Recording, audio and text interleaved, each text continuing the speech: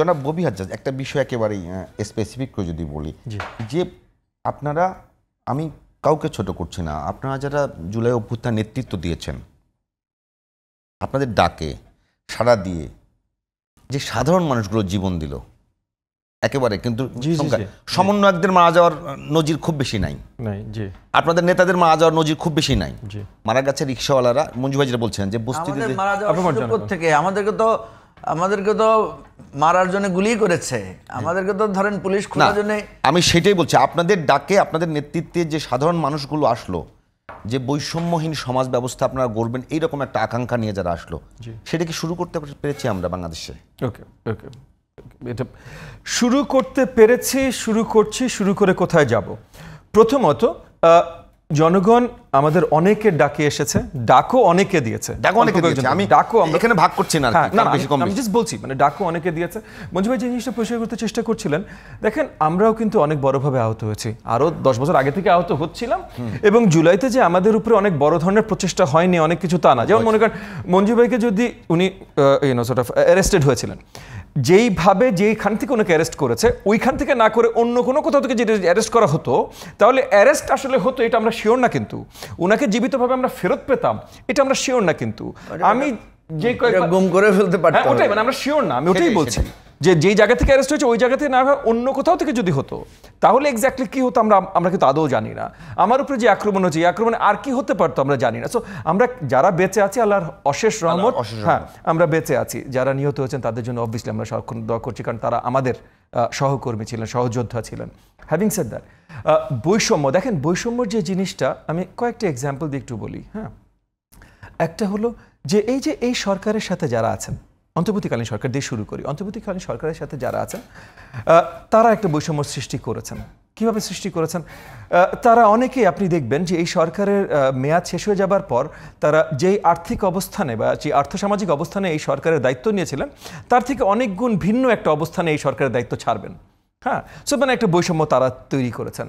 একই সাথে রাজনৈতিক নেতৃবৃন্দের অনেকে, মঞ্জু ভাই না, আমার কথা তো আর আমি বলে লাভ নাই, সো আমার কথা নাই বা বললাম, বাট অনেকে ওই যে আপনি যেটা বললেন যে নতুন আচরণ, এই নতুন আচরণ আমরা তাদের ভেতরে দেখি।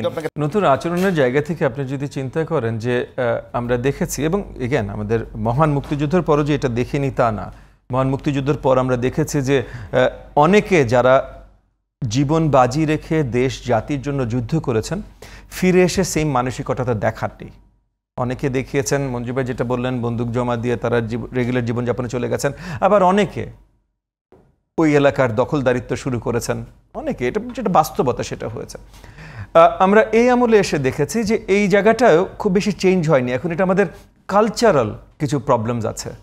এই যে যেমন মনে করেন আমি একটা ছোট্ট উদাহরণ দিয়ে বলি, 2014 সালে নির্বাচনের আগে, মানে 13 সালের 14 সালের নির্বাচন, 13 সালে ওই 14 নির্বাচনের আগে যখন মানে ওই জায়গায় পৌঁছায়নি যে নির্বাচনই হবে না, এরকম সে নির্বাচন হবে, তখন এক দলের এক নেতা তারা আর কি ক্ষমতায় আসার প্রত্যাশী ছিলেন, তো গল্পেই বলছিলেন, সামাজিকতা আমাদের অনেকের সাথে গল্প হয় না, গল্পে আড্ডা হয় অনেক সময়, হ্যাঁ, তো গল্পেই বলছিলেন যে নেক্সট টাইম মানে নেক্সট ক্ষমতায় আসার পর মিনিমাম 400 কোটি গুছাইতে হবে, কারণ তারপরে আবার যদি ক্ষমতায় না আসে তখন কেমনে চলবে। এমনি মজা করে বলছিলেন, কিন্তু এই মজাটা কিন্তু মানে every joke has a bit of reality in ইট।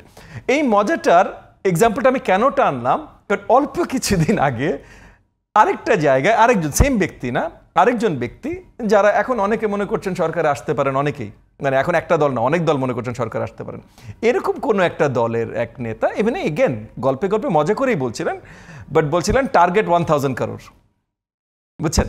তো এই জিনিসগুলো আমাদের কালচারাল কিছু ফ্ল আছে ভাই, বুঝছেন? এবং এই যে আজকে অন্তর্বর্তীকালীন সরকারে আপনি দেখবেন যে যারা সবচেয়ে বেশি কামাই করছে, এগেন অন্যায়ভাবে তার কামাই করার খুব বেশি জায়গা নেই, যারা সবচেয়ে বেশি কামাই করছে আপনি যদি একটু টান দেন আপনি দেখবেন যে মানে মঞ্জু ভাই যেমন জান বাজি রেখে বা আমরা অনেকেই প্রাণ বাজি রেখে যে মাঠে ছিলাম, শুধু 10 বছর না, জুলাইয়ের সময়ও তারা কিন্তু এই সেটআপ, এই লাইন আপে ছিলেন না, তারা এই লিস্টেই ছিলেন না, কিন্তু এসে কেন যেন হলো যে কোনো না কোনো কারণে তাদের উপরে দায়িত্ব আর বেশি দেয়া হলো বা দায়িত্ব পেতে সক্ষম হলো। দায়িত্ব পেতে সক্ষম হওয়ার জন্য কিছু আপনার কোয়ালিফিকেশন লাগে। তেলবাজি, আপনার ঘুষবাজি, কিছু জিনিস লাগে ভাই, যেটা থাকলে আপনি আরো সহজে লাইনে ঢুকতে পারেন। তো ওই লাইনে ঢুকার লোকজনগুলো, যেমন মনে করেন আজকে আপনি দেখবেন যে এলাকায় এলাকায় যারা চাঁদাবাজি করছে, যেই দলের নামেই হোক, বিএনপির নামে হোক, জামাতের নামে হোক, এনসিপির নামে হোক, যেই দলের নামেই হোক, যারা চাঁদাবাজি করছে, আজ থেকে 2 বছর আগে ওরাই চাঁদাবাজি করতো ছাত্রলীগ আর যুবলীগের নামে। লোকটা সেম আছে, ওর জাস্ট দলীয় পরিচয় চেঞ্জ হয়ে গেছে। তো এই জিনিসগুলো, কালচারাল চেঞ্জগুলো আমাদের অত্যন্ত দরকার। আমরা চেয়েছিলাম, এগেন আমাদের প্রচেষ্টা আছে, আমি বিশ্বাস করি মঞ্জু ভাই এই সেম লাইনের লোক, যে আমরা বিশ্বাস করি যে এই প্রচেষ্টাগুলো সামনে নিয়ে আমরা আস্তে আস্তে কালচার বদলাতে হবে। তবে আমার পার্সোনাল একটা বিশ্বাস ছিল, একটা আস্থা ছিল, যখন 24 অগস্টের 8 তারিখে সরকার শপথ নিল, যে মাননীয় প্রধান উপদেষ্টার নেতৃত্বে এই সরকারটা, আমরা যেটা চাই যে এই প্রচেষ্টাটা শুরু ওনারা করবেন।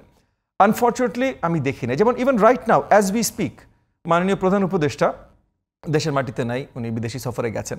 এখন নিয়মিত করেন না, ওটা নিয়মিত যেতেই পারেন, কিন্তু সময়ের একটা ব্যাপার আছে। মানে দেশে যখন একটু অবস্থা নিয়ে সবাই চিন্তিত, দেশের অবস্থা নিয়ে চিন্তিত, তখন গুরুত্বপূর্ণ ভিজিট ছাড়া যাওয়াটা কতখানি sort of reasonable I don't know. আর উনি গেলেন না, ঠিক আছে, কারণ হোম মিনিস্ট্রির দায়িত্বে কে আছেন, তার উপরে কি জনগণের আস্থা আছে নাকি? তার উপরে যদি আস্থা না থাকে, তাহলে একমাত্র যদি মাননীয় প্রধান উপদেষ্টার উপরেই আস্থা থাকে, তাহলে ইদার ওই যে 14 মাস যে চলে গেল, এই 14 মাসের ভিতরে এরকম অনেক চেঞ্জেস দরকার ছিল, বা মাননীয় প্রধান উপদেষ্টার আরও জনগণের সাথে ইন্টারাকশন দরকার ছিল, কারণ ওই আস্থার জায়গাগুলো তো ওইখান থেকে আসে। সো উনি যদি অ্যাকাউন্টেবিলিটি তৈরি করার জন্য কাজ করতেন, উনি আনঅ্যাকাউন্টেবল কিছু করছেন আমি এটা বলছি না, বাট বাকি সবার অ্যাকাউন্টেবিলিটি তৈরি করার জন্য যদি উনি কাজ করতেন, তাহলে হয়তো আমরা আজকে যে জায়গায় আছি এর থেকে আরো বেটার জায়গায় থাকতাম।